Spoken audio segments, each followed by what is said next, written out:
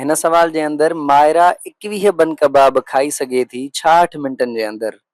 हू ॼाणणु चाहे थी त हुनखे केतिरा मिंट लॻंदा 35 बन कबाबनि खे खाइण में अगरि हू साॻी रफ़्तार सां खाइण खे जारी रखी सघी त। सो साॻी रफ़्तार हिते वॾी अहम शइ आहे जेका असांखे यादि करणी आहे।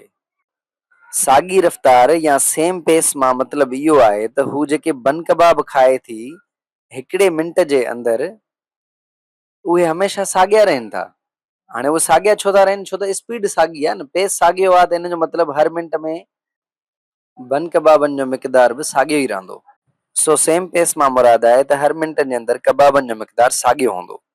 सो हाणे पाण वटि सवाल आहे त 21 बन कबाब खाए थी 66 मिंटनि जे अंदरि। सो 21 बन कबाब 66 मिंटनि जे अंदरि जॾहिं खाए थी त पाण लिखंदासीं 21 बन कबाब वंडिया 66 मिनट। सो 21 बन कबाब 66 मिंटनि जे अंदरि खाए थी ऐं साॻी रफ़्तार सां खाए थी। सो पाण लिखंदासीं बराबरि साॻी रफ़्तार सां खाए थी त पोइ असांखे मालूम करिणो आहे त 35 बन कबाब हू केतिरनि मिंटनि में खाईंदी। ही जेकी मसावात मूं ठाही आहे जंहिंमें 21 बन कबाब 66 मिंटनि में खाइजनि था त जेकॾहिं इन ई रफ़्तार सां 35 बन कबाब खाइजनि त केतिरा मिंट लॻंदा, त इहे पाण में बराबरि आहिनि। इहे बराबरि इन जे करे आहिनि छाकाणि त रफ़्तार साॻी आहे, पेस साॻियो आहे। सो इहो प्रोपोर्शन आहे। इहो जेको आहे प्रोपोर्शन अगरि रहे थो, सेम पेस रहे थो, साॻी रफ़्तार रहे थी त पोइ केतिरा मिंट लॻंदा। इन इक्वेशन खे ॾिसी करे तव्हांखे अंदाज़ो लॻी वियो आहे त पाण खे छा मालूम करिणो आहे। सो पाण खे मालूम करणी आहे ही एम। हाणे एम छाजे करे पाण खे मालूम करणी आहे त पाण खे ख़बर पवणु घुरिजे न केतिरा मिंट लॻा। इन लाइ पाण एम खे ॿिन्हिनि पासनि खां ज़रब कंदासीं। सो अचो त एम खे ॿिन्हिनि पासनि खां ज़रब कयूं। हे एम ॿिन्हिनि पासनि खां ज़रब थी वई। हाणे जॾहिं असां हिकिड़ो पासो हल कंदासीं 21 भाङे 66 खे एम सां ज़रब कंदासीं त इहो थी वेंदो 21 भाङे 66 एम।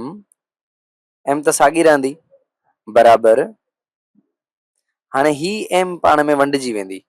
ही एम सां छा थी वेंदी? वंडिजी वेंदी त हिते छा बचंदो? 35। इन खां बाद में पाण छा कंदासीं? हाणे 21 भाङे 66 जो रेसिप्रोकल या उबतड़ फ्रैक्शन जेको हूंदो पाण उहो ज़रब कंदासीं ॿिन्हिनि पासनि ताकी हिते ही जेको 21 भाङे 66 आहे उहो वंडिजी वञे।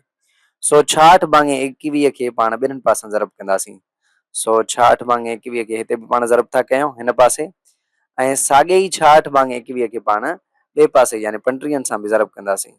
सो 35 सां जॾहिं पाण ज़रब कंदासीं त छा वैल्यू ईंदो उहो त पाण मालूम कंदासीं। सो ही थी वियो। हाणे ही पाण में त वंडिजी वेंदो छाकाणि त इहो पाण में रेसिप्रोकल आहे, उबतड़ आहे।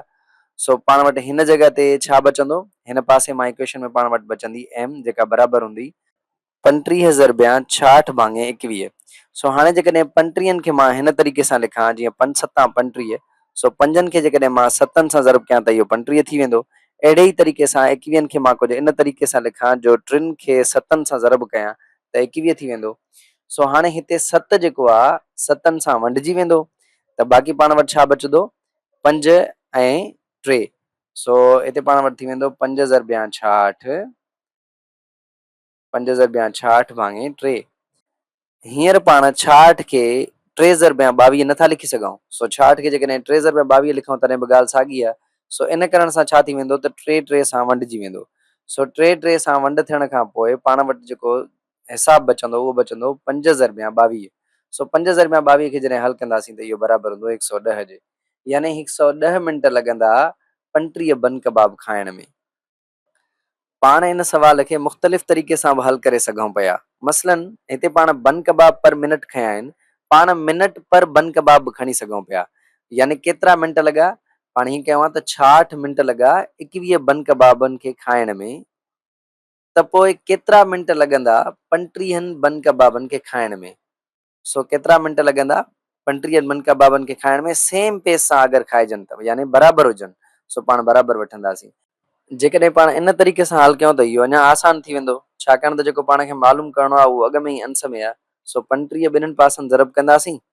35 ॿिन्हिनि पासनि जॾहिं ज़रब कंदासीं त हिन पासे वारा 35 35 सां वंड थी वेंदा त मिंट बराबरि छाजे थी वेंदा 35 ज़रबिया 66 भाङे 21। सो 35 ज़रबिया 66 भाङे 21 पाण अॻ में ई हेठि हल करे चुका आहियूं। सो 35 ज़रबिया 66 भाङे 21 जो जवाबु अचे पियो 110। सो मिंट पाण वटि केतिरा आया 110। सो ही अञा आसान तरीक़ो आहे। उहो आसान तरीक़ो इन जे करे आहे छाकाणि त जेको पाण खे मालूम करिणो हुयो उहो अॻ में ई अंश में हुयो। सो मां सम्झां थो तव्हांखे हिसाब सम्झ में अची वियो हूंदो।